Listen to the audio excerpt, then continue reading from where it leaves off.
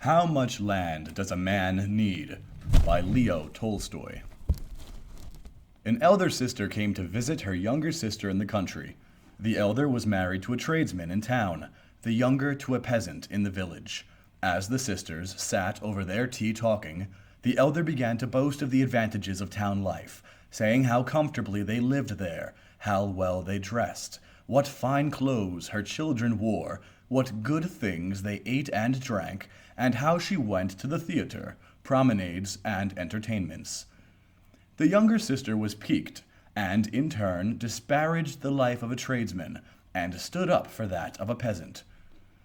"I would not change my way of life for yours," said she.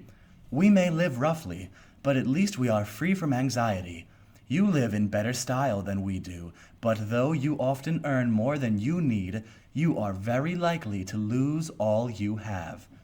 You know the proverb, 'Loss and gain are brothers twain.'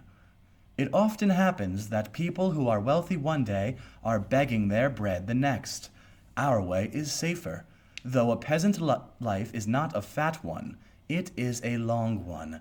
We shall never grow rich, but we shall always have something to eat." The elder sister said sneeringly, "Enough. Yes, if you like to share with the pigs and the calves. What do you know of elegance or manners? However much your goodman may slave, you will die as you are living, on a dung heap, and your children the same." "Well, what of that?" replied the younger. "Of course our work is rough and coarse, but on the other hand it is sure, and we need not bow to anyone. But you, in your towns, are surrounded by temptations. Today all may be right, but tomorrow the evil one may tempt your husband with cards, wine, or women, and all will go to ruin. Don't such things happen often enough?" Pahom, the master of the house, was lying on the top of the oven, and he listened to the women's chatter. "It is perfectly true," thought he. "Busy as we are from childhood tilling Mother Earth, we peasants have no time to let any nonsense settle in our heads. Our only trouble is that we haven't land enough. If I had plenty of land, I shouldn't fear the devil himself." The women finished their tea, chatted a while about dress, and then cleared away the tea things and lay down to sleep. But the devil had been sitting behind the oven, and had heard all that was said. He was pleased that the peasant's wife had led her husband into boasting, and that he had said that if he had plenty of land, he would not fear the devil himself. "All right," thought the devil, "we will have a tussle. I'll give you land enough, and by means of that land I will get you into my power." Chapter 2. Close to the village there lived a lady, a small landowner, who had an estate of about 300 acres. She had always lived on good terms with the peasants, until she engaged as her steward an old soldier, who took to burdening the people with fines. However careful Pahom tried to be, it happened again and again that now a horse of his got among the lady's oats, now a cow strayed into her garden, now his calves found their way into her meadows, and he had always had to pay a fine. Pahom paid up, but grumbled, and, going home in a temper, was rough with his family. All through that summer, Pahom had much trouble because of this steward, and he was even glad when winter came and the cattle had to be stabled. Though he grudged the fodder when they could no longer graze on the pasture land, at least he was free from anxiety about them. In the winter, the news got out about that the lady was going to sell her land, and that the keeper of the inn on the high road was bargaining for it. When the peasants heard this, they were very much alarmed. "Well," thought they, "if the innkeeper gets the land, he will worry us with fines worse than the lady's steward. We all depend on that estate." So the peasants went on behalf of their commune and asked the lady not to sell the land to the innkeeper, offering her a better price for it themselves. The lady agreed to let them have it. Then the peasants tried to arrange for the commune to buy the whole estate, so that it might be held by them all in common. They met twice to discuss it, but could not settle the matter. The evil one sowed discord among them, and they could not agree. So they decided to buy the land individually, each according to his means, and the lady agreed to this plan as she had to the other. Presently, Pahom heard that a neighbor of his was buying 50 acres, and that the lady had consented to accept one half in cash and to wait a year for the other half. Pahom felt envious. "Look at that," thought he. "The land is all being sold, and I shall get none of it." So he spoke to his wife. "Other people are buying," said he, "and we must also buy 20 acres or so. Life is becoming impossible. That steward is simply crushing us with his fines." So they put their heads together and considered how they could manage to buy it. They had 100 rubles laid by.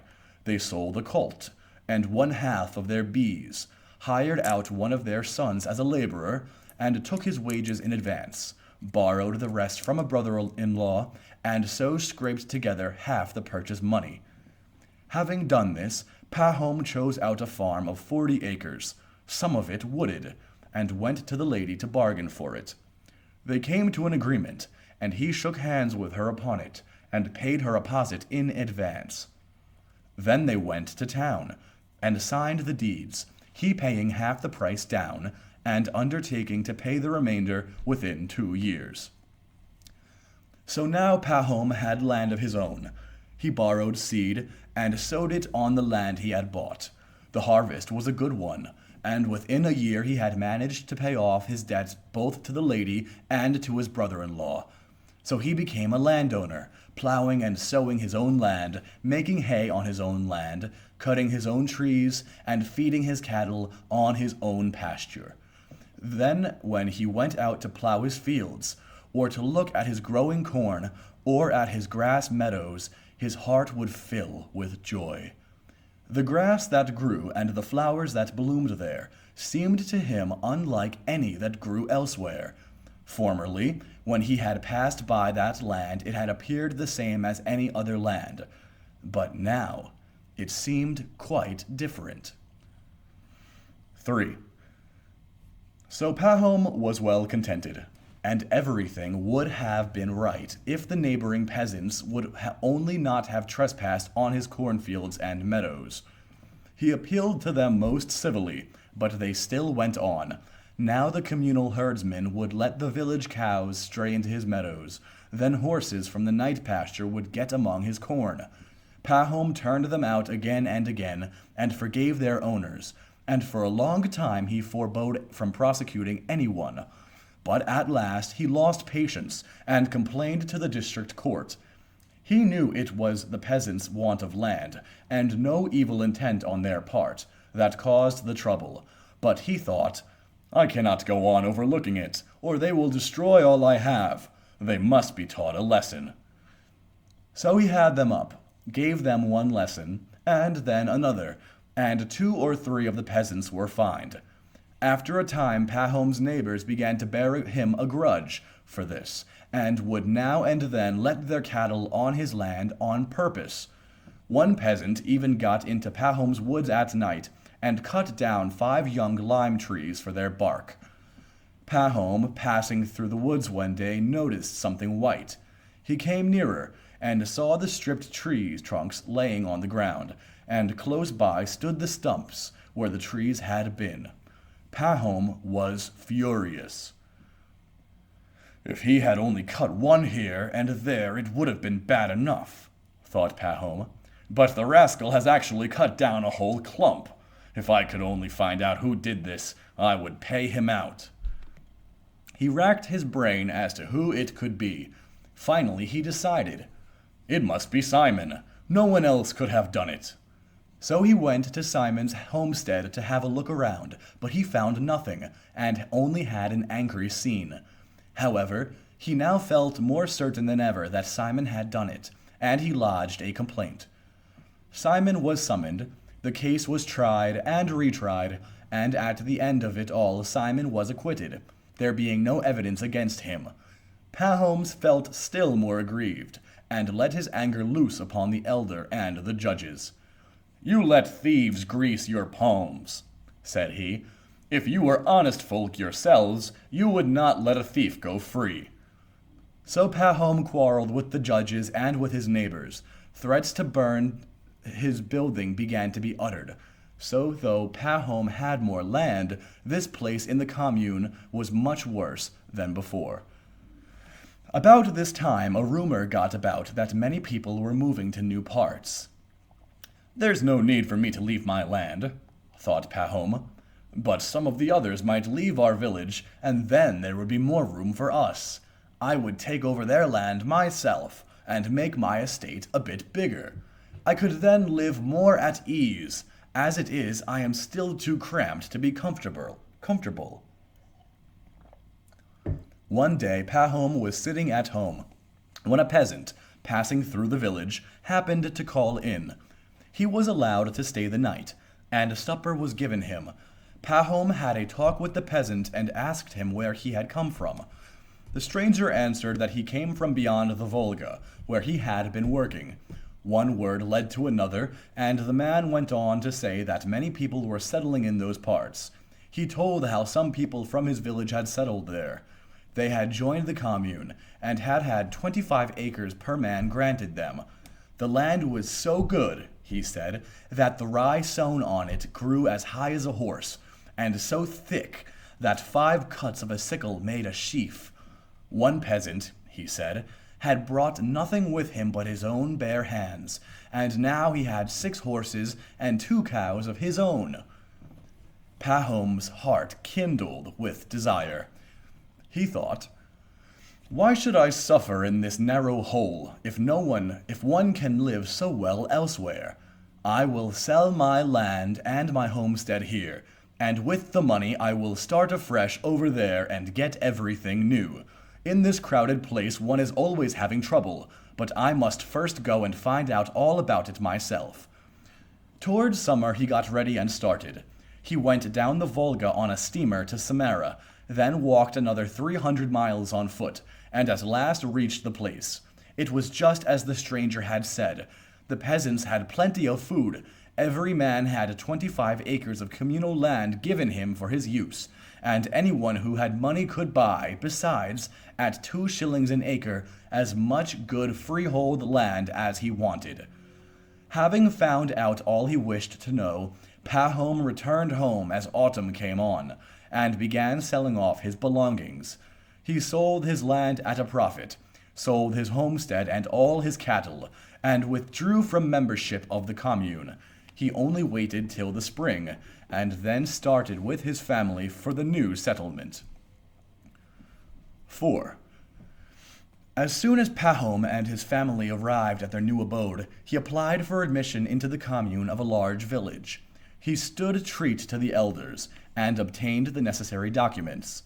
5 shares of communal land were given him for his own and his son's use, that is to say, 125 acres, not all together, but in different fields. Besides the use of the communal pasture, Pahom put up the buildings he needed, and brought cattle. Of the communal land alone he had 3 times as much as at his farmer home, and the land was good corn land. He was 10 times better off than he had been. He had plenty of arable land and pasturage, and could keep as many head of cattle as he liked. At first, in the bustle of building and settling down, Pahom was pleased with it all. But when he got used to it, he began to think that even here he had not enough land. The first year, he sowed wheat on his share of the communal land, and had a good crop. He wanted to go on sowing wheat, but had not enough communal land for the purpose, and what he had already used was not available. For in those parts wheat is only sown on virgin soil or on fallow land. It is sown for 1 or 2 years, and then the land lies fallow till it again is overgrown with prairie grass. There were many who wanted such land, and there was not enough for all, so that people quarreled about it. Those who were better off wanted it for growing wheat, and those who were poor wanted it to let to dealers, so that they might raise money to pay their taxes. Pahom wanted to sow more wheat, So he rented land from a dealer for a year. He sowed much wheat and had a fine crop, but the land was too far from the village. The wheat had to be carted more than 10 miles.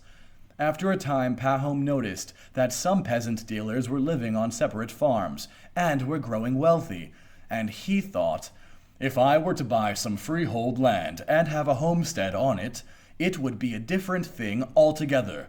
Then it would all be nice and compact. The question of buying freehold land recurred to him again and again. He went on in the same way for 3 years, renting land and sowing wheat. The seasons turned out well and the crops were good, so that he began to lay money by.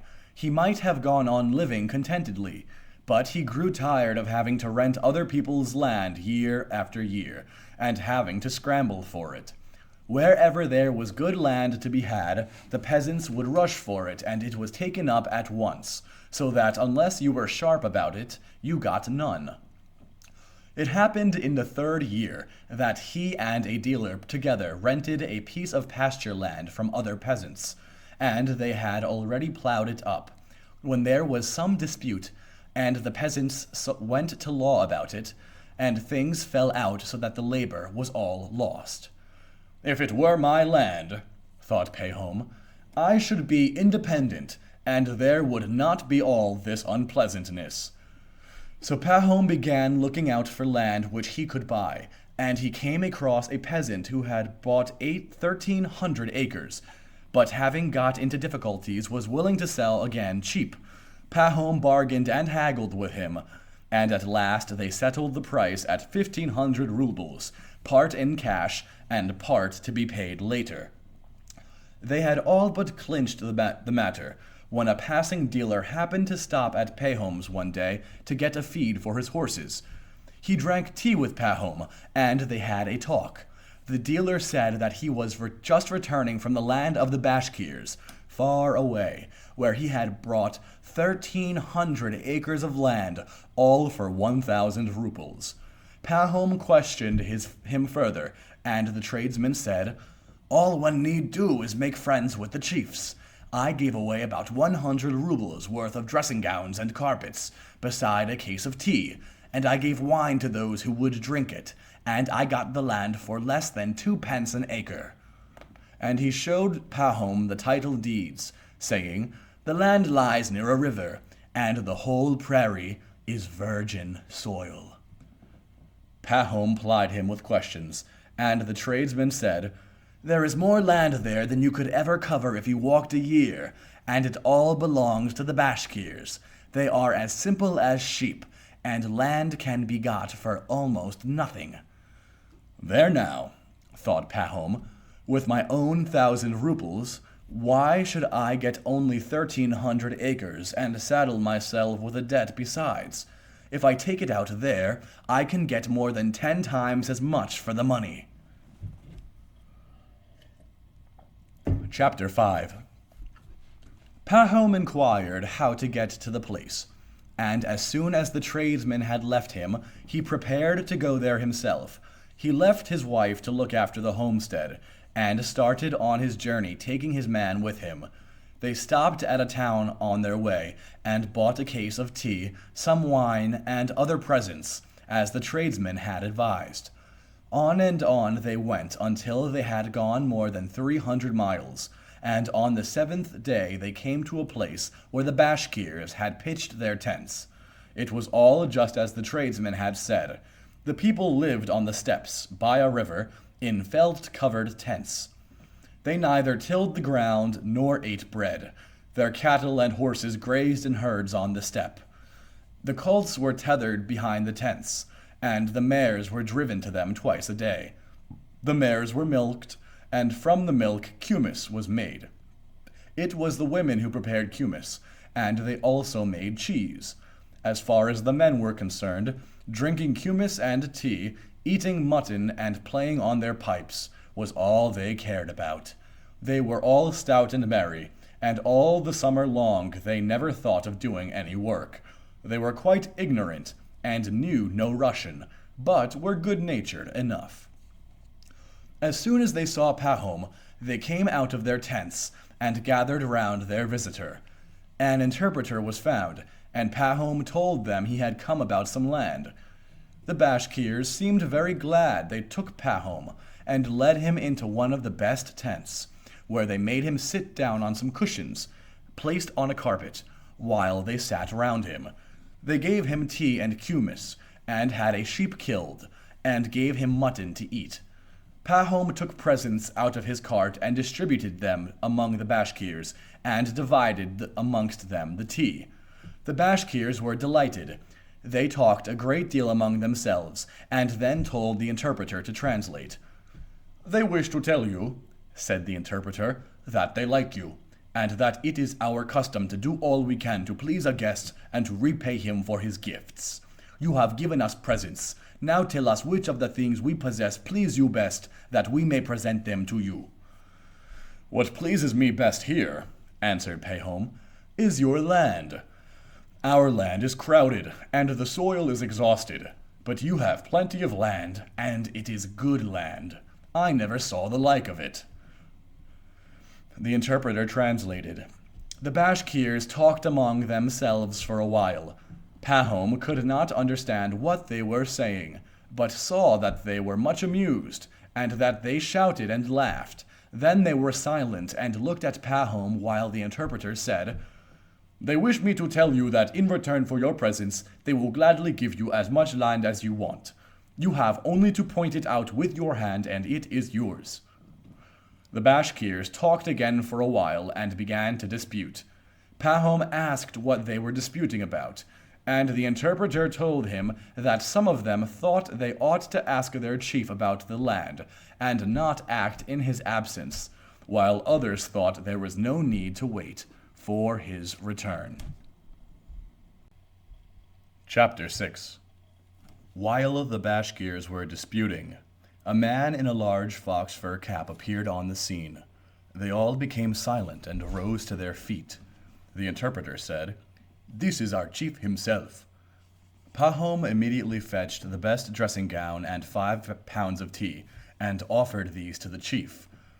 The chief accepted them, and seated himself in the place of honor. The Bashkirs at once began telling him something.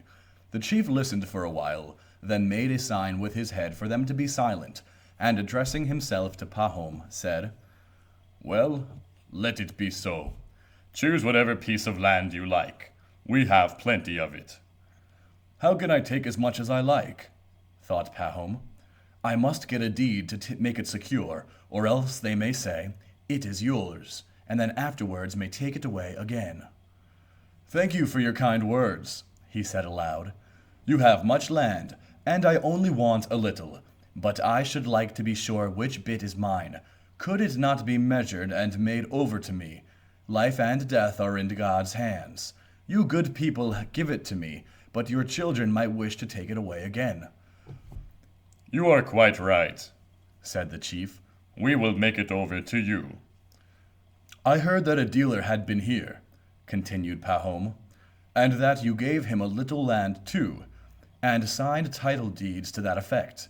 I should like to have it done in the same way." The chief understood. "Yes," replied he, "that can be done quite easily. We have a scribe, and we will go to town with you and have the deed properly sealed." "And what will be the price?" asked Pahom. "Our price is always the same, 1,000 roubles a day." Pahom did not understand. "A day? What measure is that? How many acres would that be?" "We do not know how to reckon it out," said the chief. "We sell it by the day. As much as you can go round on your feet in a day is yours, and the price is 1,000 roubles a day." Pahom was surprised. "But in a day you can get round a large tract of land," he said. The chief laughed. "It will all be yours," said he, "but there is one condition. If you don't return on the same spot, on the same day whence we started, your money is lost." "But how am I to mark the way that I have gone?" "Why, we shall go to any spot you like, and stay there. You must start from that spot and make your round, taking a spade with you. Wherever you think necessary, make a mark. At every turning, dig a hole and pile up the turf. Then afterwards we will go round with a plough from hole to hole. You may make as large a circuit as you please, but before the sun sets you must return to the place you started from. All the land you cover will be yours. Pahom was delighted. It was decided to start early next morning. They talked a while, and after drinking some more kumis and eating some more mutton, they had tea again, and then the night came on. They gave Pahom a feather bed to sleep on, and the Bashkirs dispersed for the night, promising to assemble the next morning at daybreak and ride out before sunrise to the appointed spot. Chapter 7. Pahom lay on the feather bed, but could not speak. He kept thinking about the land.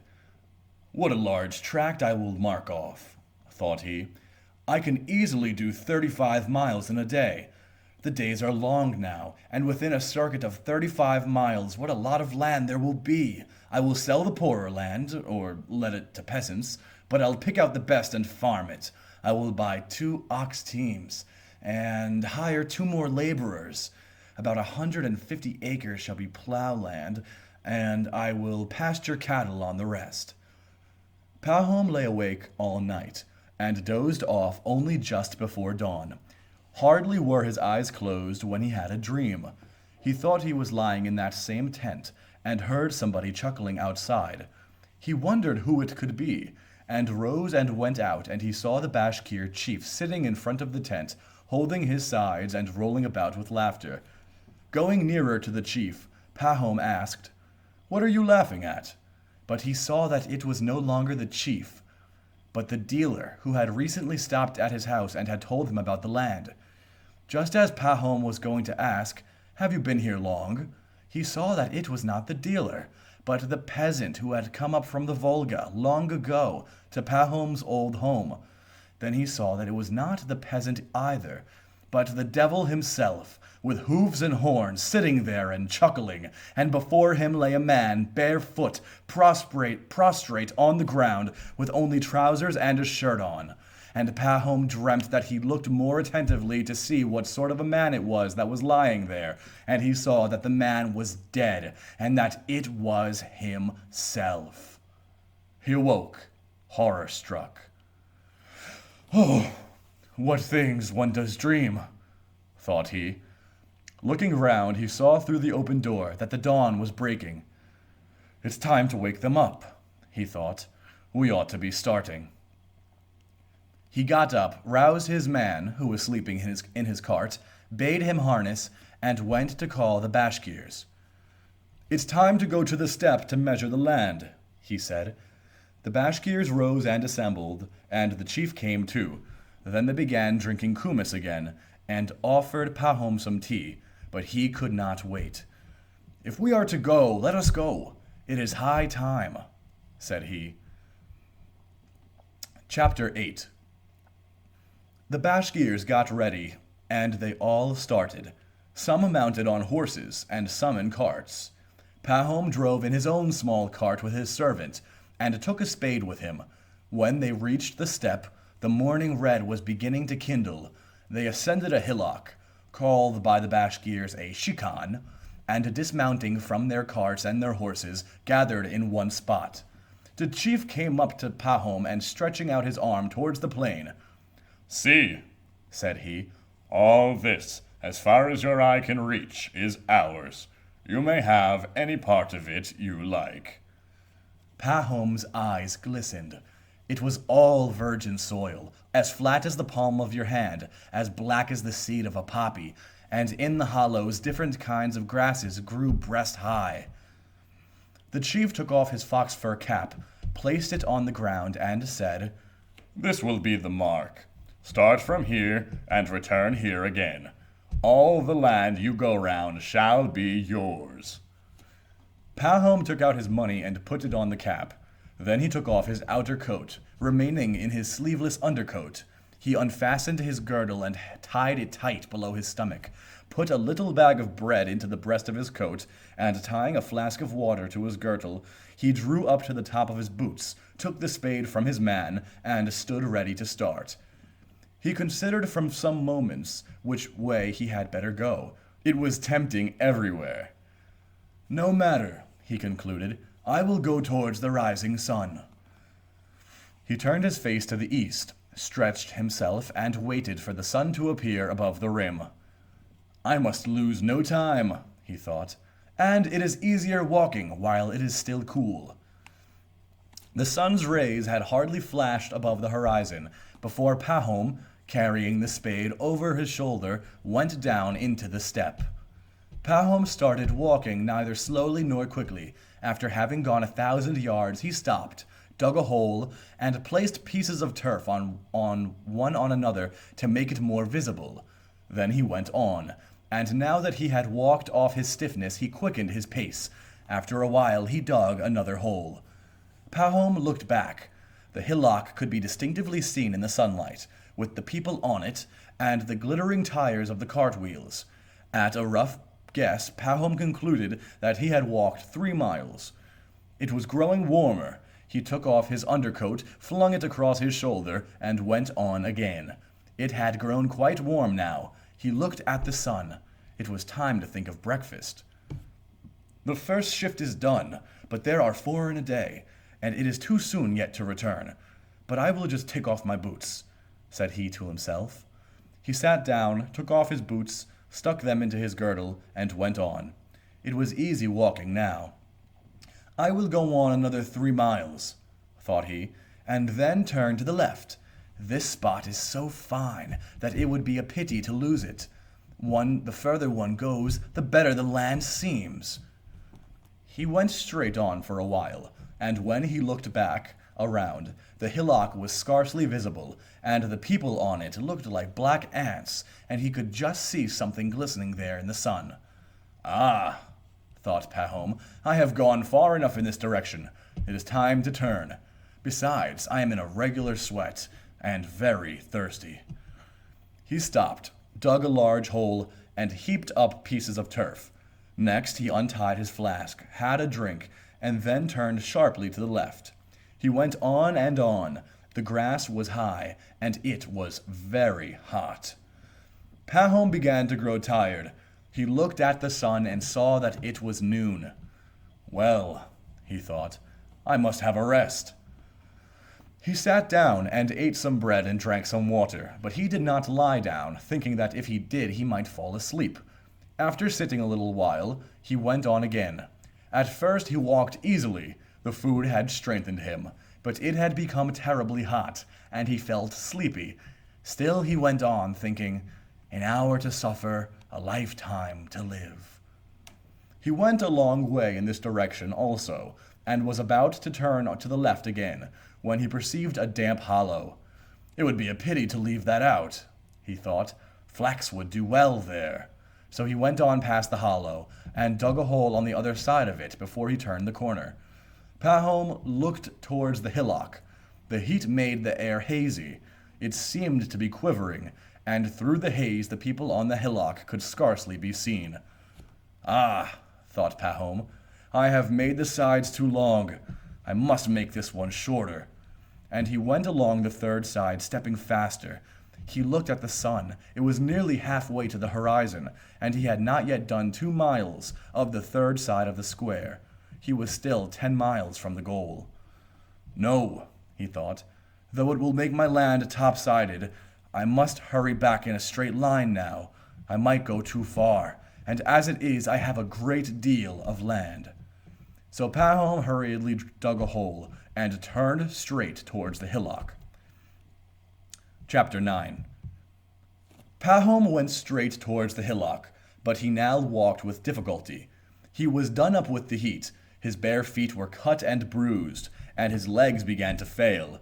He longed to rest, but it was impossible if he meant to get back before sunset.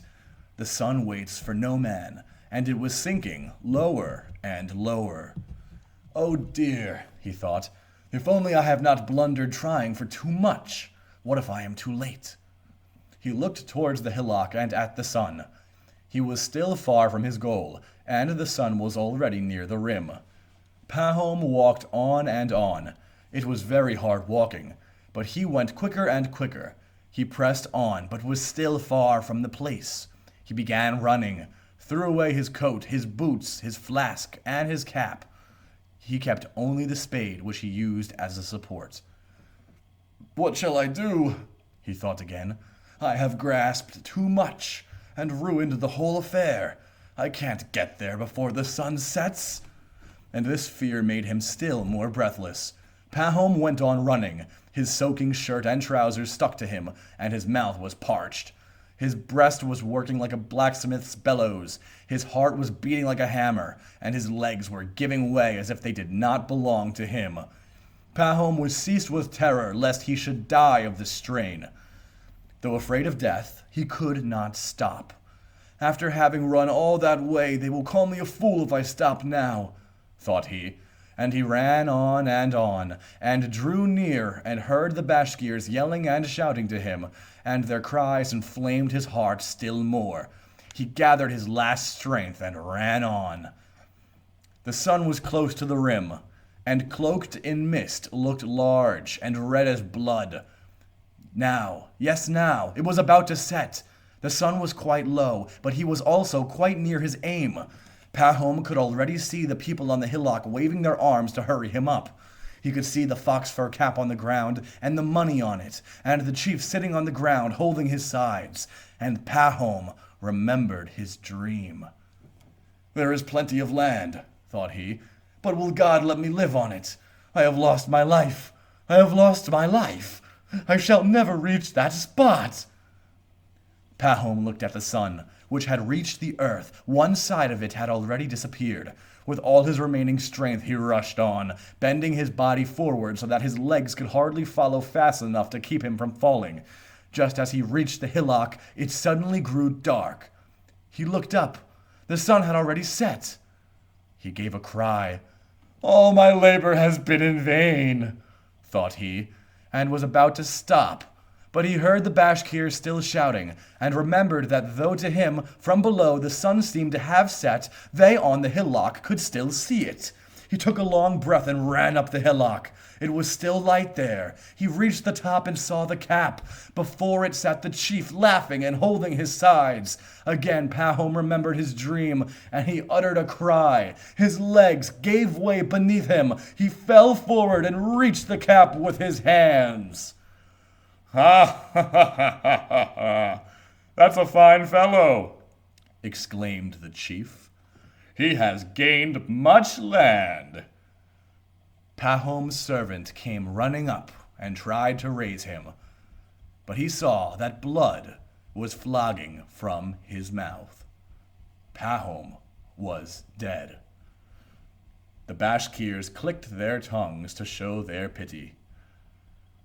His servant picked up the spade and dug a grave long enough for Pahom to lie in, and buried him in it. 6 feet from his head to his heels was all he needed.